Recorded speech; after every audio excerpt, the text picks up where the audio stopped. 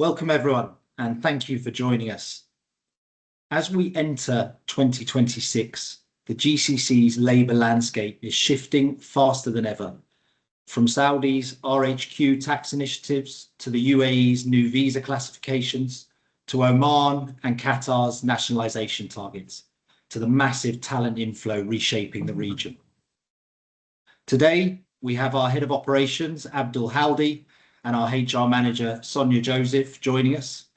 And we will be unpacking the roles in demand, the compliance frameworks, talent flows, and expansion models reshaping 2026. If you have any questions, feel free to type them into the Q&A box. And if we have time at the end of the session, we'll answer them separately if time permits. Okay, so I think let's, I know we're running a couple of minutes behind, so let's just jump straight in. Abdul, let's begin kind of high level. What are the biggest labour and business changes across the GCC heading into 2026? Right, so currently what we're seeing is in Saudi, the RHQ tax incentives, which are incentives for 0% corporation tax, 0% withholding tax in Saudi. A lot of the money for giga projects is moving from construction to AI, digital infrastructure, defense tech, human machine projects. When we look at Dubai, there's a record inflow of residents. There's a massive surge from UK expats relocating due to the economic visa and tax pressures of what's happening in the UK. Talent mobility improving due to the actual harmonized visa frameworks itself. And then you've got GCC economies competing for tech firms. Awesome. Thank you for that. Sonia, from a kind of HR human resources side, or from the HR side, how do these macro shifts translate to daily hiring and workforce planning? So what we're seeing today is that talent expectations have shifted quite a bit. People are looking for flexibility, people are looking for mobility, and in many cases, some form of remote or hybrid work. And in the UAE, remote work, whether it's full-time or part-time, is being recognized as a valid work type. And we're seeing that these sort of work arrangements are becoming very common, particularly in the UAE. Visa classifications are also becoming more tied to nationalisation targets and salary bands. And what this means is that HR teams really need to understand what the regulatory structures and requirements are before they start their hiring process. Also, the demand for AI, cybersecurity, data, and even cloud skills are increasing. I would say easily 4 to 6 times higher year on year. We are also seeing companies starting to use EOR solutions to bring people in quickly while they're still setting up their local entity. And of course, naturally, the salary expectations are also rising, especially for these highly specialized technical roles. Thank you, Sonia. Back to you, Abdul. We kind of touched on it, or I touched on it during the introduction. Let's dive slightly deeper into the kind of regional HQs. From what you've seen, how is the RHQ program reshaping hiring and compliance? Well, it's a huge incentive, I'd say, in Saudi alone. So you're attracting a lot of AI, fintech, cyber, defense, deep tech companies into the region itself. Once an entity actually sets up an RHQ in Saudi, where we're looking at close to 4,000 plus companies setting up last year, there's significant increases this year also. But you're also looking at 30-year tax holidays, unlimited visas within the actual business plans, Saudization exemptions, spouse work permits. So this shift alone it's affecting the actual entire hiring landscape. So companies can actually anchor their tech and GA teams in Riyadh. So 4,000 companies have set up their RHQs in 2025 alone? Yeah, that's correct. So clearly it's an initiative that's working very well and driving a huge amount of new business into Saudi Arabia. Sonia, we've seen a significant shift recently in terms of the giga project budgets in KSA. They shifted from infrastructure to much more AI and humane initiatives. In terms of from a HR and workforce planning perspective, what does this mean for workforce trends? Yeah, so this shift has actually created a huge demand, especially for those niche, highly technical talents like AI architects, machine learning engineers, experts in simulation, digital twins, and everything in between. So from an HR standpoint, what this means is that we need to be planning and building for these talent pipelines much earlier on, and also looking far beyond those technical tech roles. Because we even see that the visa and occupational categories are also evolving. We're seeing job titles that didn't exist a few years ago. We're also noticing that there are new roles coming around AI governance, ethics, compliance. So all this shows that these positions are becoming just as important as any other technical positions today in the organizations. It's really interesting how things are shifting so quickly, and the fact that that's creating such a huge volume of roles that didn't exist even a matter of months ago. Abdul, with the likes of Palantir and DXB Holdings launching major AI initiatives this year, what do you feel that signals for the region? Well, it confirms the actual UAE's position itself as a global AI operations hub, with a lot of the investments actually coming across to this region. If we look at Aether, Palantir's first JV in the UAE, that will drive AI-powered transformations across Dubai's public sectors and private sectors. These initiatives also accelerate demand for high-level analysts, engineers, AI product managers. It also attracts the deep tech firms to establish a footprint within the UAE itself. So if you look at RHQs plus AI clusters, we're seeing a lot new hiring verticals within the actual region. And Sonia, I mean, all of that plays into this kind of huge amount of inward migration that's happening in this region. I mean, Dubai specifically broke records for inward migration this year, particularly from the UK. How do you see that impacting hiring, specifically here in the UAE and across the wider GCC as well? Yeah, so we're seeing a real wave of UK professionals moving to the Middle East, particularly over the last 1 year. And this is mainly because I think many view it as a significant upgrade in terms of economic opportunity, or be it lifestyle or even stability. So what this has done is it's really brought in a very strong pool of, I would say, mid to senior level talents into the region across various sectors like tech, finance, legal, and even consulting. So for HR teams, what this means is that we need to have more streamlined processes around how we would manage these credential verifications, or how we would manage the relocations or onboarding, and even how we can provide some housing and settling in support for these hires that are moving into the region. And for companies that want to tap into these talents quite quickly, using an EOR solution like Auxilium would allow them to get people on the ground almost immediately, even before their local entity is ready. That's what I would say. Do you feel that, I mean, historically, companies have always had to look outside of the region to often bring the talent that they need into the region. Do you see that having shifted significantly more recently in terms of actually there's such a depth of talent now in region already that companies can be looking more locally to fill their vacancies, irrespective of how how kind of specialized those vacancies are?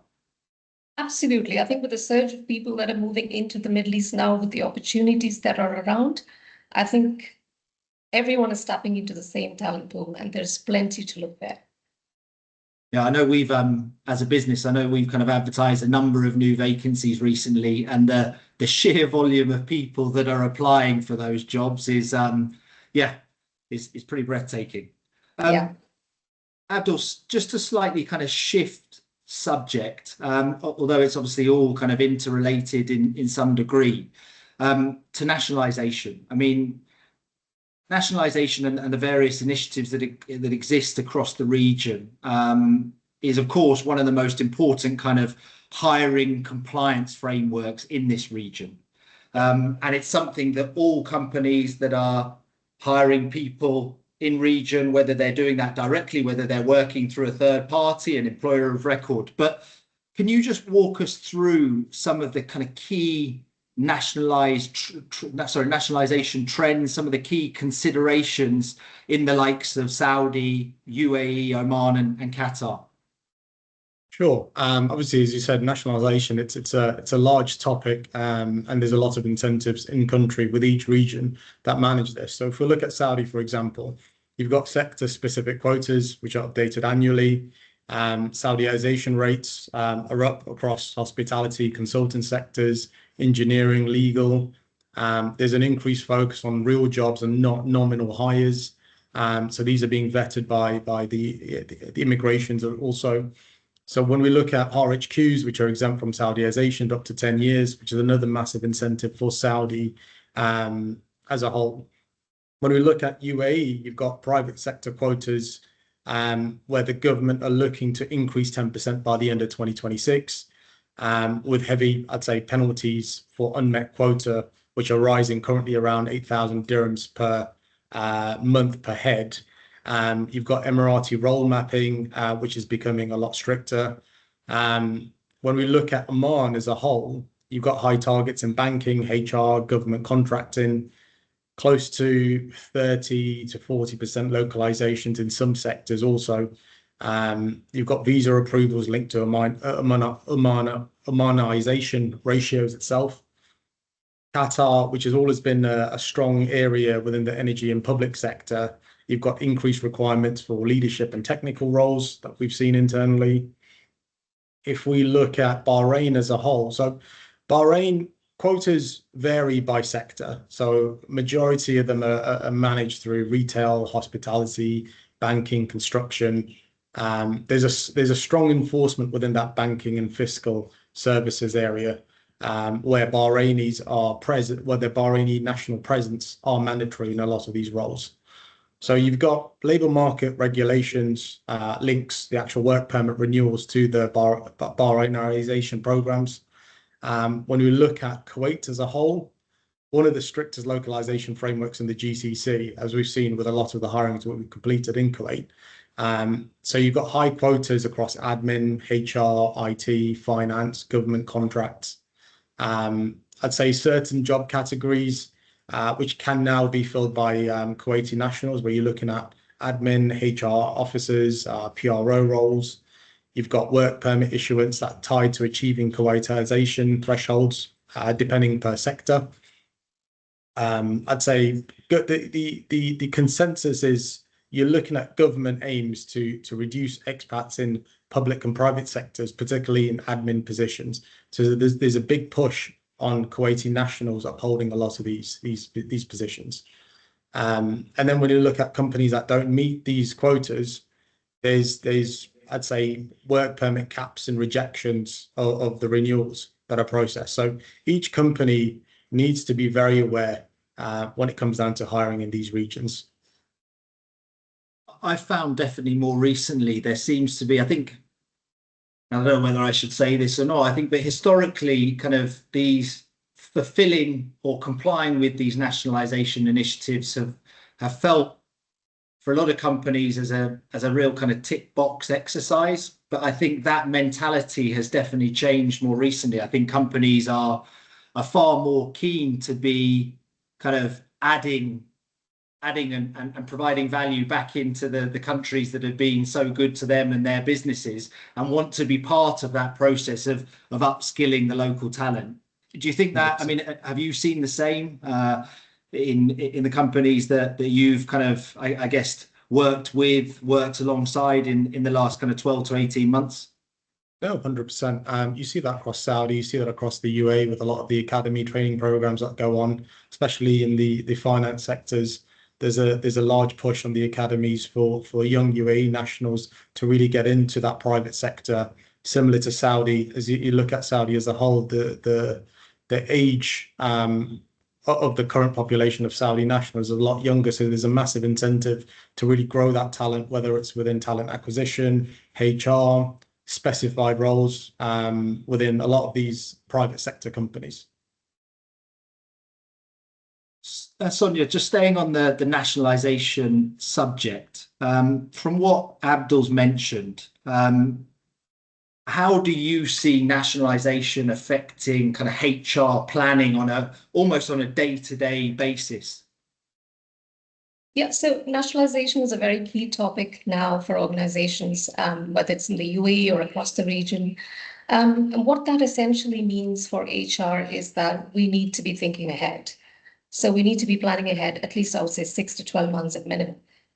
So we need to plan what the salary bands are, what the quota requirements are, what the visa ratios are, long before the hiring begins. So it's also very important to note that whether it's in the UAE or across the region, some of these roles, mostly I would say senior roles, must be legally reserved for the nationals. So mapping out which of those positions that needs to be filled externally becomes very crucial. And that's very important to ensure that the company stays compliant with the local regulations. So there's a lot of planning that is required by the HR teams and the organization these days around nationalization. UR can be a very helpful tool here as well, because it gives companies that flexibility to stay compliant while they're also building their local capability. I think it's absolutely critical for businesses to get this right. I mean, as Abdul's highlighted, there are kind of financial penalties, but also the overall impact to your business operations. If you don't manage these initiatives the right way, you're not employing the right number of nationals wherever in the region, is extensive. So I think it's something that we're very kind of familiar with, and it's something that we help kind of guide our customers through almost on a daily basis to ensure that they don't face those kind of hurdles. Abdul, let's shift back across to I guess the roles that are most in demand, or we see being most in demand going into next year. What talent segments have you seen there be a significant rise in demand? Well, when you look at the era that we're in, there's a large push on tech as a whole. If we look at the last post-COVID, you've seen a massive shift across the GCC and the investments of tech. So you're looking at AI, tech, data, sustainability, ESG, green engineering. There's a massive push on defense tech and simulation as a whole. Along with the tech comes a large area of cybersecurity. So a lot of these firms are spending a lot of money hiring internally and externally for cybersecurity specialists, because it's a niche role. You're looking at payroll, tax compliance positions, healthcare and education, and touching back on to some of the tech verticals, we're seeing a big push on data centers with the recent investments coming in. Yeah, and I think we've seen the same as a business. I mean, we support a pretty diverse range of customers, or diverse when it comes to the industries that they operate within. But we did an exercise probably a good few months ago now in terms of real diving more deeply into our existing customer base and understanding their use cases, why they decided to work with us, etc. And what really was standout is the sheer volume, and find it varies within that kind of tech industry and you've touched on a number of those, but the sheer volume of tech companies that we're actively servicing on a daily basis, and the sheer volume of people that those tech companies are now looking to bring in region and be based here either on site or remotely. Sonia, in terms of kind of staying on those, I guess, those high in demand vacancies, where do you see companies struggling the most when it comes to expanding their workforce? I'd say a lot of the bottlenecks are operational. To give a few examples, we've seen the degree attestations are taking longer than expected. So depending on, let's say, the country that's issuing the certificates, it can take a few weeks for candidates to get the complete attestations done. This causes some delays in the hiring process. And also the job title mapping, which does not always align with the local visa structures. And what that means is the contractual job titles may not be either available or they may differ from what the job titles are listed by the ministry. So this sort of a mismatch at times can actually contribute to hiring delays. And then there is also shortage of niche skills, especially around these emerging markets, fields like AI and data centers, just to name a few. And a lot of delays in hiring also happens because many of the candidates that are applying for these positions don't really always have the right skill sets that are required by the employers. So then the hiring actually gets further delayed. And then on top of that, we've seen that the competition is also very fierce, both for the nationals as well as the expats. Because if you look at it, everyone is trying to hire from the same talent pool, right? And then there's also salary inflation, particularly for these AI and tech related roles. So I think these are some of the areas where the companies are struggling today when they're trying to expand their workforce in the region. Can we just dive in a slightly kind of in a bit greater detail around the degree attestation piece? What's just for those that are tuning in, what's the importance of getting your degree attested? What does that allow you to do if you have or don't have? Well, if you have a fully attested degree certificate, it allows you to get the right job titles. That is the main advantage. Otherwise, it's possible that you don't get the job titles that match your credentials. That's mainly the thing. Yeah, and I think in Saudi, there are limitations. If you're hired on an unskilled or with an unskilled profession on your Saudi Iqama, there are certain limitations such as not being able to sponsor dependents. So I think that it becomes absolutely critical, and I think the degree attestation is one element of various steps. If we're looking at Saudi specifically, one area of various steps that need to be completed before that individual can enter into Saudi and start working compliantly. When you factor in medical fitness tests in home country, when you factor in visa stamping in home country, etc., it kind of falls back into what you were touching on earlier and the importance of planning, because actually these processes can take a matter of months, and therefore it's very important, if you need somebody on a project by X date, that you plan accordingly to factor in the time that those steps in the home country are going to take. Absolutely. We've touched on EOR a couple of times and the value that it brings. I mean, and EOR, for those that aren't familiar with Auxilium, is really our core business as an organisation. But just to dive into that a bit more deeply, Abdul, how is EOR really enabling companies to enter or scale in the GCC? So it's a good question, because when you look at the facilities that we provide as an EOR company, so it's ideal, I'd say, for external companies who don't have a local presence to really test new markets. And it removes the requirement for these companies to already start the process of needing a license in country, whether that's within the UAE, Saudi, Kuwait, Qatar, and really allows us to start the onboarding process and allows company to actually hire within weeks and not months, depending on the actual location. When we're looking at additional perks, we're helping companies meet nationalisation goals by blending local and expat hiring along with that. So it ticks the boxes when it comes down to speed, compliance, and process. So you're removing the requirement as a external company who doesn't have a license to start onboarding your actual team without having the need to employ an internal manpower team yourself.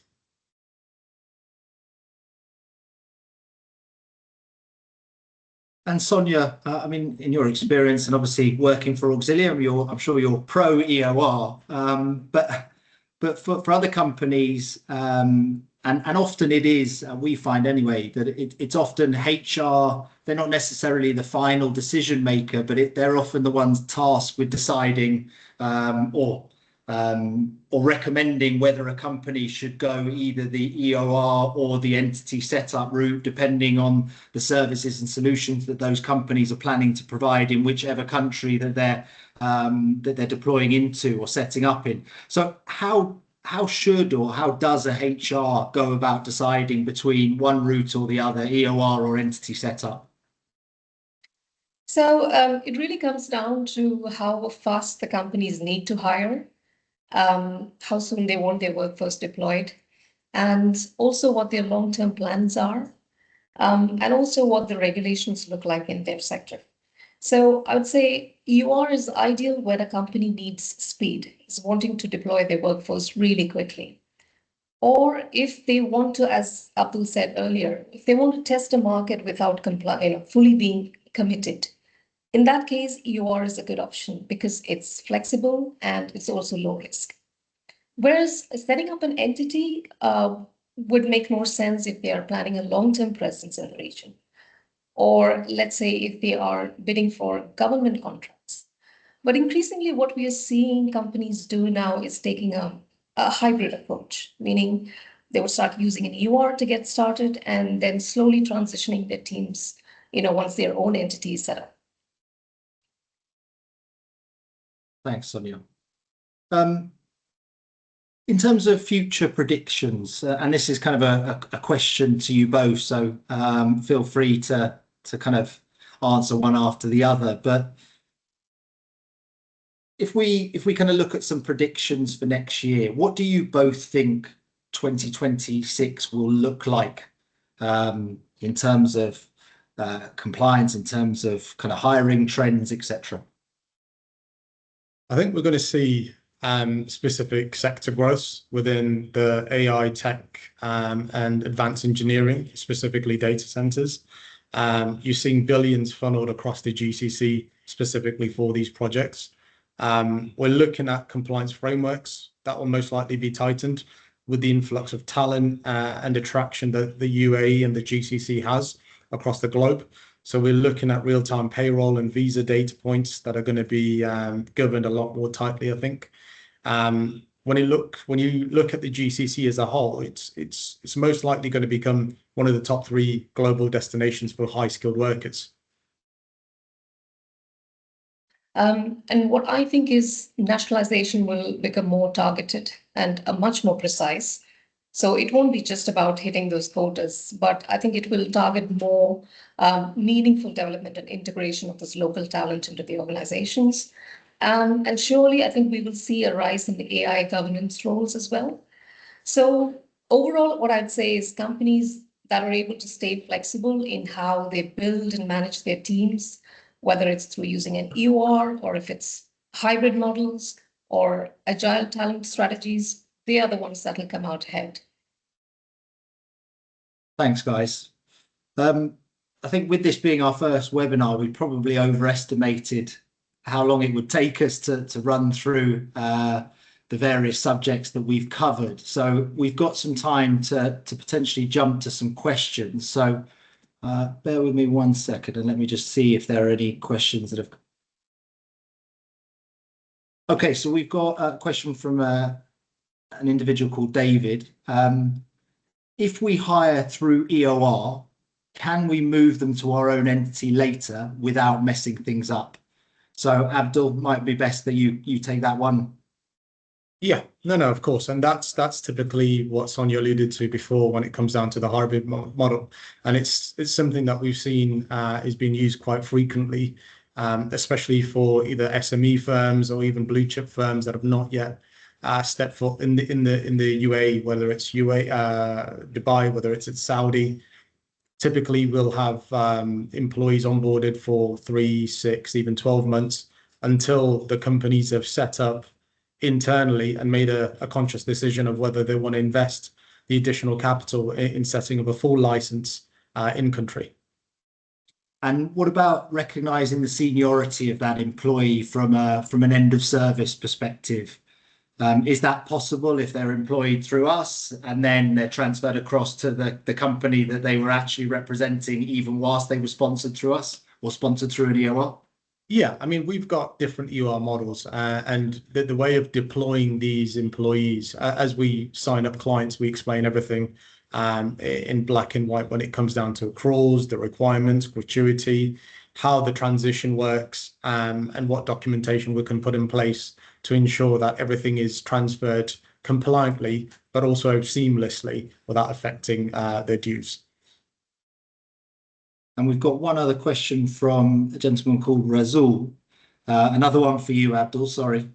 My company is already facing visa blocks due to nationalisation issues.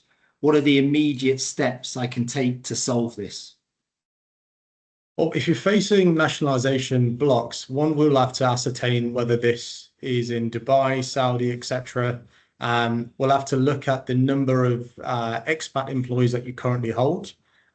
If you take Dubai, for example, with every 50 expats, a requirement is to hire an additional Emirati national. But it's not just the tick box exercise, as we've explained. They have to be integrated directly within the actual team and be part of the workforce and within your actual strategy of your company. So this is why we need to review the actual model before you set up internally. Razul, I think if you can, so we can understand and potentially support, it would be good to understand the specifics of your requirements. So maybe I'll provide you my email address after the end of the webinar, and we can connect directly and hopefully provide you some clarity on what you can do next. And then we've got another question just now from Reza. Apologies if I'm not pronouncing your name correctly. What is the hiring timeline for an employee through EOR in Dubai? Sonia, do you want to pick that one up? Yeah, so in the UAE, we are seeing a timeline typically of 2 weeks, I would say, to get them fully onboarded. That is doing their visas, contracts, and getting them fully onboarded takes about 2 weeks. Okay, perfect. And it might be worth, maybe everybody on this call is very familiar with the process, but it might be useful. Would you be able to just kind of talk everybody through what exactly the steps are within that visa process once they've selected the candidate? Sorry, Matthew, I missed you there. Sorry, maybe everybody on this call is already aware, but it might be useful for some where the UAE isn't necessarily a familiar territory. Would you just talk everybody through the steps that need to be followed throughout a visa application once somebody has been selected or identified by a business? Yeah, so once the candidate has been identified, we start with the offers. Once the offer is done, we start with collecting the documents from the candidates for the visa process. Once that is done, it takes about a week to get the visa processing done. And once the visa processing is done, we do the other onboarding processes for the candidate. It takes about 2 to 3 weeks to fully onboard an employee. So the first step is you get effectively your entry visa or your e-visa if you're entering the country for the first time, and then you complete the next steps, which you're. Yes, that's right. If you're outside the country, we apply for an e-visa. If you're inside the country on a cancel visa, then we would do a status change and apply for an e-visa and then proceed with the visa procedures. Fine, which includes then your medical, potentially your biometrics if you're new to country, to the point of getting your visa issued. That's right. And your Emirates ID in hand. So I don't think we've got any other questions at this moment in time. So if that is the case, any other closing remarks from you guys? Otherwise, I'll kind of wrap things up. From me? No. I think if people have questions, obviously they can get our details down and we'll be more than happy to assist. For sure. So look, Abdul, Sonia, thank you very much for your insights. And thank you everyone who has joined us on this webinar. It's the first in a series of webinars that we're going to be doing over the course of the next few months. But look, if anybody on this call would like kind of tailored support on employer of record, nationalisation compliance, or some advice around 2026 workforce planning, please don't hesitate to reach out to Auxilium. We're very much here to help. And you can find us at auxiliumservices.com, which is AUXILIUM services.com. And if anybody wants to reach out to me directly, my email address is Matthew with 2 T's at auxiliumservices.com. But thank you very much, guys. I hope you've enjoyed the webinar, and we'll see you again very soon. Thank you.